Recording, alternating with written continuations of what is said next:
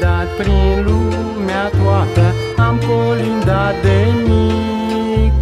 Am luat doar cântecul cu mine, e tot ce mi-am dorit.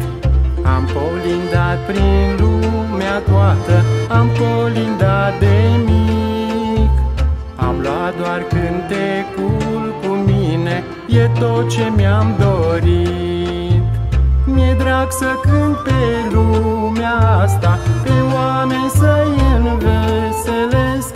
Oricât de greu mi-ar fi în viață, pe voi tot vă iubesc.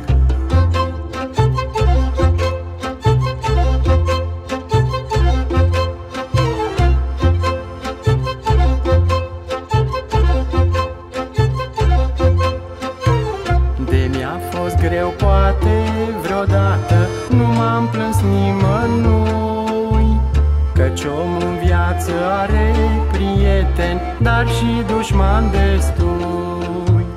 De mi-a fost greu poate vreodată, nu m-am plâns nimănui, căci omul în viață are prieteni, dar și dușmani destui. Mă rog la cer, mă rog la stele, mă închin lui bunul Dumnezeu, să-mi facă restul vieții mele să nu îmi fie greu.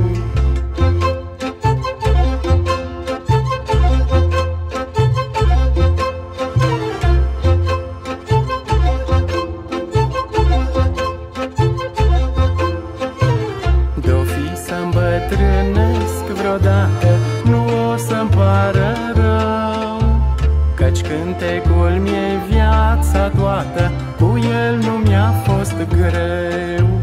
De-o fi să-mi bătrânesc vreodată, nu o să-mi pară rău, căci cântecul mi-e viața toată, cu el nu mi-a fost greu.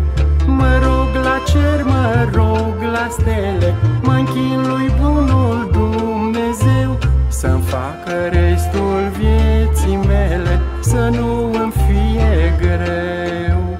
Mi-e drag să cânt pe lumea asta, pe oameni să-i înveselesc.